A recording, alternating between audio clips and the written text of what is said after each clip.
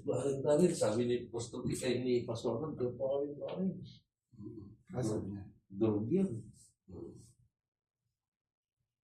Ayaw pa na masakit. Oo, kasi bumukol na. Nangangawit. Nangangawit na, talay. Nangangawit na.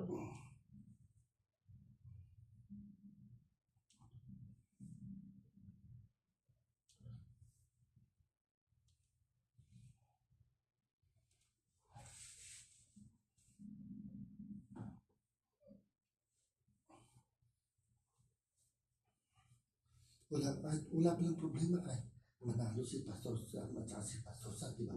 Kasi doon sa atin. Bakit retag na si Presidente Corona? Hindi mo narinig yung sinabi ng unang araw. Alam mo ba, bilib ako sa mga explanation kasi malinaw. Malinaw siya mag-explain, di ba? Naintindihan mo. Naintindihan mo yung kanya ma-explain. Kasi malinaw yung word niya. Bisaya siya.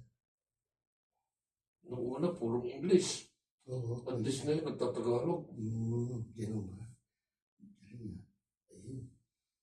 Nakuha na yung malaki. Balita lang. Ayan na. Kaya parang nangangalay yung kamay ko. Wala na, bumukol na eh. Ayan.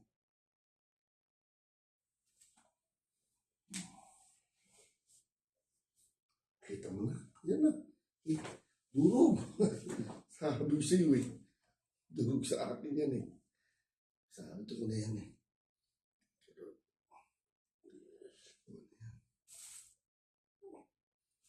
Kaya pag-haplos ko pala, alam ko na. Pag ginanong kita, alam ko na kung saan may diferensya.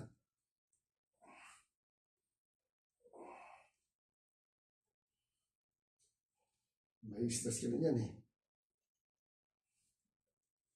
Nung pagbiyahe ko, lalo na pag nung galing kami ng MDP, bawi, ay sumakit ang bungkat ang likod ko. Bakit di mo nga sinama si Pastora? Si Mrs. Hindi nakapag-register. Ganun ba yun? Ganun ba magpaparegister? Sa one district, Pastor Olan? iba doon pili. Ganun ba yun? Bakit? Pwede naman yung naihabol mo sana. Pwede rin yun.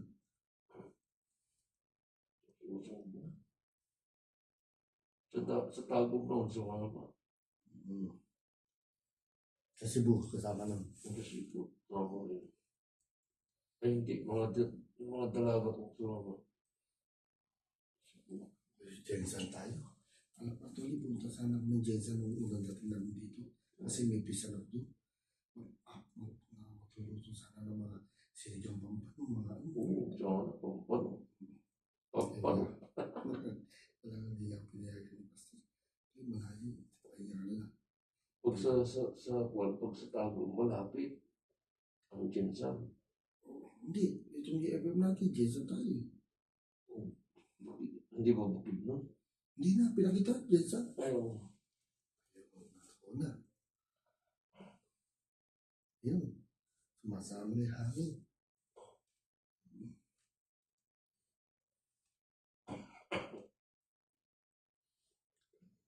Ano yung last up po na yun?